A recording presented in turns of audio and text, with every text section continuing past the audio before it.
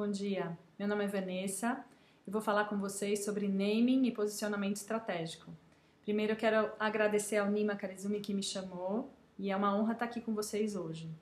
Quero desejar boa sorte na minha palestra e depois a gente se vê para as perguntas. Vamos lá, vamos começar pelo naming. O que é naming?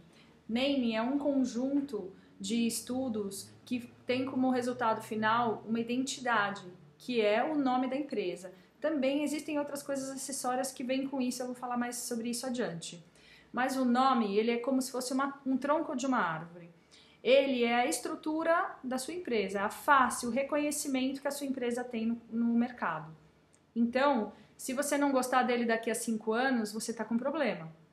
E se ele não for bem feito, nesse momento, que é um momento crucial, que é quando antes que a empresa nasce, você depois tem dificuldade em trocá-lo. Muitas pessoas sofrem com isso, muitos empresários têm problemas com isso, então eu estou aqui para esclarecer essa situação para vocês. A assinatura marcada do nome é formada pelo slogan, o nome empresarial, descritivo e o domínio web, além de outras coisas que você pode ter, como por exemplo uma história, alguma coisa que você fale, a origem do nome, palavras-chave que você coloca na sua comunicação. Mas o nome da marca, que é aquele que é registrado e depois você possui um certificado, é que é o importante. Ele é essencial para qualquer startup. Vamos ver por quê. O posicionamento, ele não precisa ser feito com pressa. Você tem um business plan, você não vai sair correndo para fazer seu posicionamento. Você vai estudá-lo, mas ele é mutável. Você pode mudar o que a empresa faz ao longo do tempo. Já o nome de marca, você deposita o nome na junta comercial, coloca ele no seu contrato social, deposita, compra o domínio, para mudar é complicado. Com ações de marketing você pode mudar o posicionamento e você tem algumas outras estratagemas que você pode usar, como por exemplo patrocínios, códigos de conduta de funcionário, extensões de atuação da marca. O naming, ele é essencial e estrutural não só juridicamente como também na área legal e administrativa. O registro de internet você faz em 10 minutos, né? Você compra lá o .com.br ou .com se tiver livre.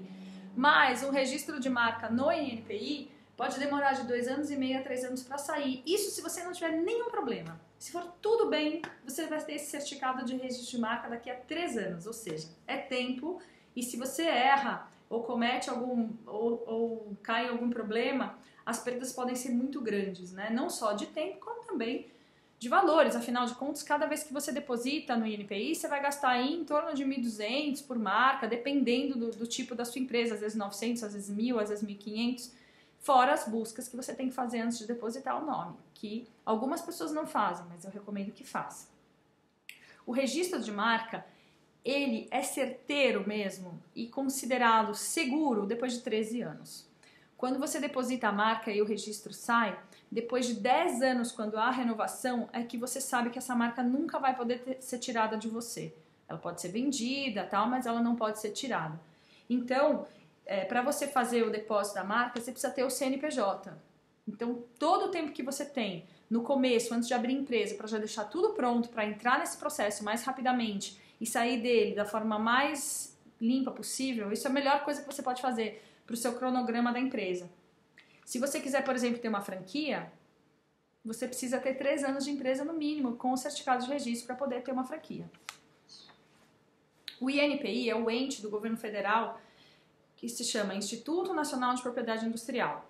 Ele é regido pelas leis de propriedade industriais brasileiras, mas essas leis é muito engraçado, são leis transcontinentais, porque elas são formadas e ainda continuam a ser formuladas por acordos entre diversos países do mundo. Vários países que têm muito acordo também fazem essas leis. E o que acontece é que existe uma lei acessória, que é a lei do direito autoral, que também rege diversos países com pequenas variações, muito similar. A LPI, ela determina o registro de marca, patente e desenho industrial. E ela também fala sobre a concorrência desleal e os crimes. O INPI trata o registro de marca como um bem imóvel. Você sabe o que é isso, porque você sabe o que é um bem imóvel. Você sabe o que é um certificado de bem imóvel. O bem imóvel é igualzinho, só que ele é móvel. Um bem imóvel pode valer vários ou muito mais do que qualquer imóvel. Vamos falar quanto que vale uma marca, por exemplo. Pensa, nome de marca. Quanto vale a marca Coca-Cola? A gente está falando de um bem imóvel. Ele vale muito. E se ele é bem conduzido, isso pode ser... Ele se torna um receptáculo do conhecimento que os consumidores têm daquela empresa. E vai se valorando com o tempo. Um empresário sério dificilmente vai montar uma indústria em cima de um terreno que ele não tem um certificado de cartório, não é? Então, por que empresários sérios, às vezes, saem com uma marca no mercado sem depositar e requerer o pedido de registro dessa marca no INPI? É uma pergunta que eu me faço. Eu estou aqui para esclarecer a situação para vocês. O David Neeleman, ele fez isso. Ele saiu para o mercado com uma marca sem registro, porque no Brasil, cor não dá registro. O nome de cor não pode ser registrado como marca. Ele traduziu o nome da empresa dele nos Estados Unidos e criou a Azul. Acontece que ele tem um grande grupo de assessores, muito profissionais, e ele tem um poder econômico, né? E ele conseguiu, com essa assessoria, fazer uma situação de sair com a marca no mercado sem ter problemas. Mas você, que é menor, não vai fazer uma coisa assim.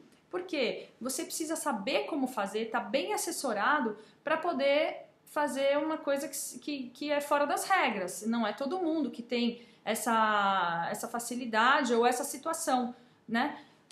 Eu não recomendo isso para as pessoas que estão montando uma startup. Especialmente porque às vezes na startup também falta dinheiro para você resolver problemas. E também você não tem peso de manobra durante as crises. Vamos imaginar uma empresa que escolhe um nome, tá? Sem parâmetro nem muita seriedade, vai lá e compra o domínio internet e começa a atuar no mercado com isso. Veja bem, ela não fez buscas, não fez laudos de registrabilidade, não fez um projeto de naming, e ela daí, depois de 2 anos, ela começa a investir em papelaria, sinalização, ela investiu num portal na internet, montou, divulgou o nome dela pra caramba e tal. Vamos dizer que esse nome esteja registrado para outra empresa no Instituto Nacional de Propriedade Industrial. Essa outra empresa ela pode entrar com processo judicial, apropriação indébita de bem, né, contra a nossa empresa aí, imatura, irresponsável. E aí, quando ela perde, o que acontece? Todo o investimento de anos, valores, o tempo, tudo, vai tudo por água abaixo. Vou dizer uma coisa, essas empresas realmente têm dificuldade de retomar a vida, muitas vezes elas não conseguem mais se recuperar de uma situação como essa, né? Bom, também é muito importante conhecer a legislação que rege o registro de marcas, que é algo que impele as perdas. Vamos dizer, essa legislação, ela prega que você não pode registrar brasões, bandeiras, distintivos públicos, datas, expressões consideradas imorais, reprodução de marca de terceiros, e você precisa saber quais são as marcas de terceiros que estão no mercado, são muitas, né? Títulos de obras literárias, puxa, personagens, nomes civis ou nomes de família, a não ser quando essa família dá autorização para você ter, né, pedir o registro do nome dessa família. Então, tem muitas coisas que impedem um nome, uma palavra, de ser um registro de marca. Encontrar a marca registrada hoje em dia pode ser procurar uma agulha no palheiro. E, puxa, vamos acrescentar a isso o fato de que você ainda precisa achar um .com.br livre ou um .com livre, que também não é fácil. Eu, sinceramente, acho que você tem que fazer as coisas com uma ajuda profissional. Mas você pode treinar e você deve buscar uma solução por si só para tentar conhecer o processo, conduzi-lo e ver se você consegue. Agora, a assessoria vai te fazer com que menos tempo, menos dinheiro e que as coisas sejam feitas de uma forma elegante, né? Sem perda, sem exaustão e que tenha o resultado pretendido, né? O naming, então, é uma questão séria, profunda e complexa, que deve ser conduzida com experiência no momento certo. Fiz um desenho aqui para vocês verem, olha. Depois do business plan, você vai investir no naming. Fazendo o quê? Você vai precisar usar missão, visão e valores, que isso já está dentro do seu business plan, né? E aí depois você vai desenvolver o posicionamento estratégico. Agora aqui está muito importante, veja só essa linha, tudo isso vem antes da divulgação, né? A abertura efetiva da empresa vai acontecer depois. Você pode conduzir o processo de naming antes mesmo de você ter o seu CNPJ e de obter fundos. A economia de escala obtida nos processos chaves do cronograma inicial da empresa é notável, porque quando você já tem o nome, você dá um salto no início, você não perde tempo quando a empresa está se abrindo ainda. O nome de marca escolhido com critério, ele pode dar segurança razoável para mover a empresa investindo qualquer item que divulgue o nome a partir do 5º, 6º mês da data de depósito do INPI. Então você vai lá, deposita o pedido de registro, espera 5, 6 meses e aí você pode sair com cartões, sites, uniformes, sinalização e você vai ter uma segurança muito boa, já relativa, digamos que uns 70% de que você não vai perder aquele nome. E eu acho isso muito importante. Eu sugiro aos meus clientes unificar os diversos nomes da empresa, no chamado nome de marca. O nome de marca é o que você vai ter como resultado primordial do projeto de naming. E com ele você vai redigir o seu contrato social. Você vai abrir a sua empresa na junta comercial, obter o seu CNPJ e aí você vai para o INPI com o CNPJ. Enquanto isso, quando você já depositou na junta comercial, você já pode também comprar os seus domínios na internet. O erro mais comum e custoso é quando você tem o CNPJ em mãos, você comprar só o domínio web e deixar de ir ao INPI. Mas veja bem, eu tenho bastante experiência de que entre o domínio internet e o registro de marca no INPI, não só existe uma briga que já ocasiona perdas, como geralmente o INPI vence, porque é ele que é o certificado do governo. Né? O domínio web não, é um acessório de propriedade. Então, você fazendo no INPI, você não corre o risco de perder a sua marca. E mais, uma marca registrada pode ser franqueada, licenciada, cedida, vendida, ela é sua propriedade, né? Enquanto que, se você não tiver, você pode correr o risco de perder essa marca a qualquer momento. E a marca registrada, ela pode ser avaliada, né, mensurada, e esse valuation entra na contabilidade da sua empresa. Então, se você vai crescendo, isso vai te trazendo também um retorno financeiro. Bom, mas vamos discorrer sobre as diretrizes do bom projeto de naming. Qualquer projeto criativo precisa de briefing. E para o briefing, nós vamos então usar a missão, visão e valores que você já tem no seu business plan. Com esses 3 elementos, a gente também precisa aprofundar o briefing fazendo perguntas. E essas perguntas são variáveis e pertinentes a cada projeto e cada empresa específica.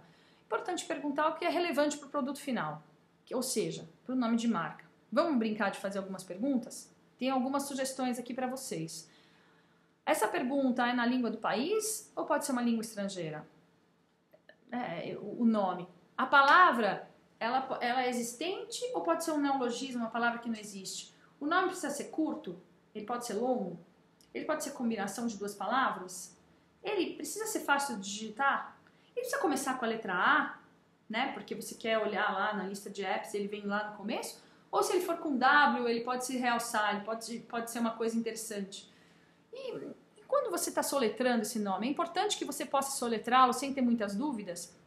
E quanto à pronúncia nessa língua e em outros países, será que a sua empresa vai se expandir para fora do território onde ela nasceu? O que de perene esse nome precisa comunicar? Quais os nomes dos concorrentes? Olha que coisa importante. Como é que os concorrentes se distribuem com o nome deles? E ainda, qual o posicionamento estratégico da empresa? Mas, como eu contei para vocês, o posicionamento estratégico da empresa pode não ser tão importante. Porque, como eu disse, o nome da marca ele precisa comunicar os valores e não o posicionamento. É mais importante ele passar coisas perenes, porque ele nunca vai ser mudado, enquanto que o posicionamento se refere também ao nicho de consumidores, ao momento do mercado, e ele muda e varia um pouco com o tempo.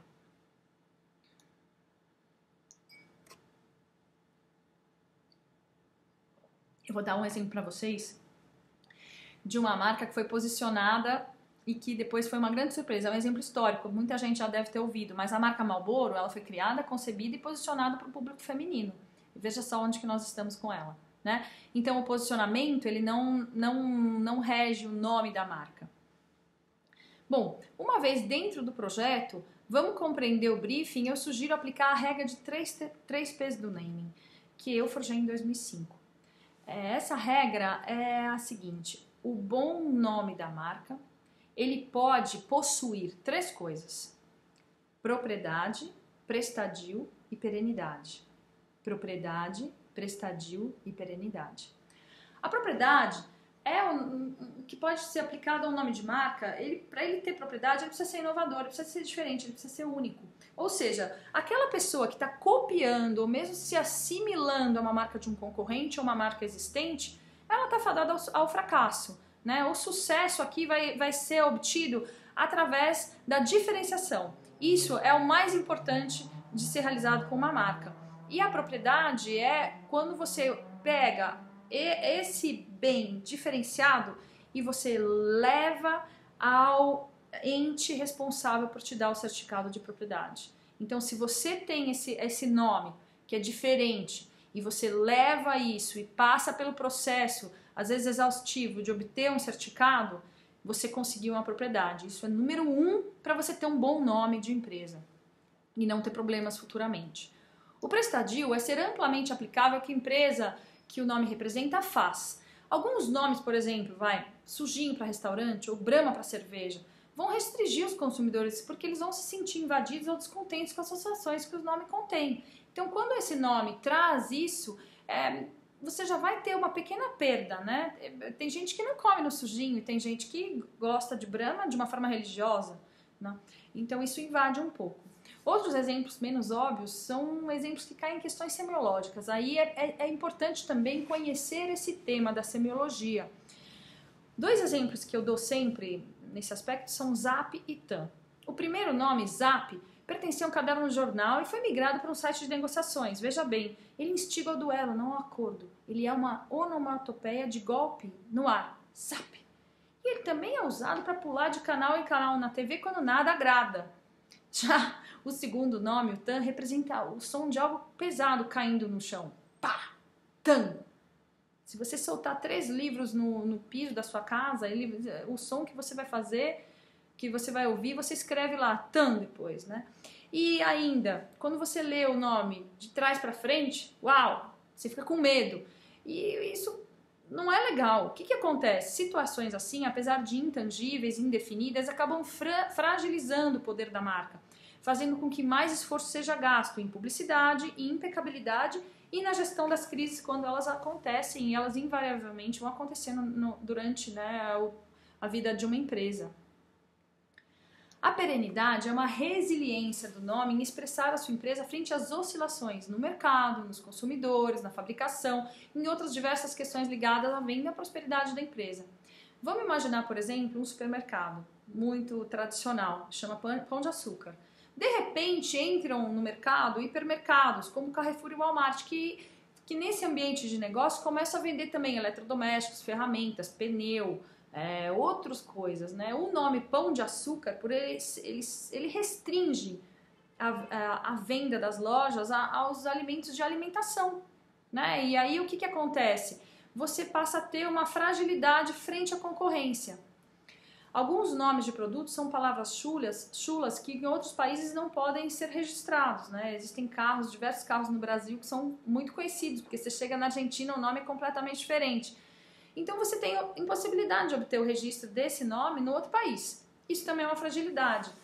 Vamos dizer ainda que você escolheu um nome de marca com cedilha e você sai do Brasil, né? Às vezes a gente não pensa isso. Por exemplo, a Turquia tem várias empresas, a Passabaşı é uma delas. Para escrever Passabaşı no Brasil você pena, porque nem no teclado você consegue achar essas letras turcas que delimitam o nome da marca da empresa. O nome, ele deveria ser mantido em sigilo e muito pouco divulgado para pessoas só de extrema confiança, divulgar só para pessoas muito confiáveis e muito próximas, até que a empresa possa ter o seu CNPJ e entrar com esse pedido no INPI. Por que você precisa manter isso em segredo, né? Porque o que acontece é o seguinte, para você treinar, para você brincar, é legal falar, pedir opinião, conversar com as pessoas, ver qual o retorno delas, né, das opções que você encontrou do name. Acontece que se você está fazendo um projeto sério de name, com uma empresa. Por exemplo, você contrata uma empresa para fazer o naming para você, para fazer um estudo. Você vai contar esse nome para as pessoas que você conhece? Não, porque ele é um cheque em branco. Qualquer pessoa pode pegar esse nome, comprar um domínio, fazer um depósito no INPI antes que você faça isso. Então, quando você faz um projeto de naming, é importante manter tudo isso sobre sigilo, né? Antes de você ter o depósito no INPI. Até é importante, depois que você faz o depósito no INPI, se manter quieto. Porque quando você deposita o nome, deposita o pedido do nome, logo depois abre o período de oposição. E se alguém souber de alguma oposição acontecer, ela tem um prazo, essa pessoa pode perder o prazo. As pessoas podem não ficar sabendo que você depositou essa marca no INPI, veja bem.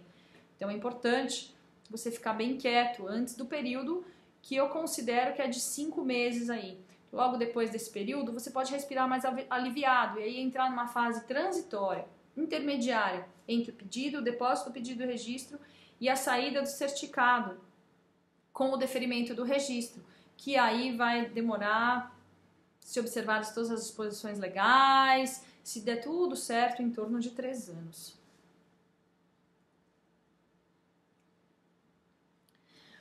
Hoje em dia não está fácil encontrar bons nomes livres para registro nas classes de atuação da empresa no INPI. E ainda os domínios na internet livres para compra. Além disso, alguns sites possuem robôs que memorizam a sua busca. Então você vai buscar para ver se já tem um nome diferente, aquele site guarda aquele nome e 2, 3 dias depois ele deposita se você não registrar o nome. Então preciso todo cuidado para você entrar na web e também o conhecimento específico do INPI. A matéria de registro das marcas é ampla e intrincada e apesar do INPI ter aberto o INPI para todo mundo, você pode depositar um pedido de registro e você pode até obter o sucesso. Acontece, mas as chances de fracasso e os problemas que acontecem são grandes e muita gente perde um monte de dinheiro. Vou dar 2 exemplos. Se você fez o depósito do registro, protocolou lá e ficou alguma coisa faltando, abre-se uma requisição. Se você não fica sabendo que abriu essa requisição, como é que você vai lá colocar esse documento que ficou faltando? Você vai perder o prazo. E aí a taxa que você pagou, você perde. Então o INPI também vai pegar essa taxa e não vai te devolver. Ou se acontecer, por exemplo, uma questão de você depositar o nome e durante o período de oposição você ter uma oposição. Se você não se manifestar, como é que você vai defender o seu nome, né, dentro do processo administrativo naquele prazo? Você vai perder o prazo. Então, tudo isso faz com que seja importante você estar bem assessorado. Se você não tiver experiência em criar, conduzir as buscas ou obter os laudos de registrabilidade, você também pode penar um bocado para achar um nome livre de registro. Veja bem, o laudo de registrabilidade, ele não é essencial. Você pode decidir depositar o nome, depositar o pedido de marca e pagar a taxa sem fazer o laudo de registrabilidade. Mas, você sabe buscar bem se já existe essa marca? Você sabe entrar lá no INPI e buscar bem? Você não prefere pagar 150, 200, 300 reais por uma busca para ter segurança quando você pede o depósito por 1.200 e sair do outro lado com esse gasto de 1.500 do que depositar 1.200, perder, porque o nome já copia um outro que existe, e aí ter que depositar mais 1.200 para um segundo nome e assim ficar tentando e pagando as taxas. É uma opção do empreendedor, é uma opção do empresário. Eu sempre recomendo que seja feita a busca quando o nome é aquele favorito, é o escolhido, é o que você quer depositar como registro. Não adianta você se apegar a um nome antes de você ter um certificado de registro, porque podem acontecer eventualidades e você perde aquele nome.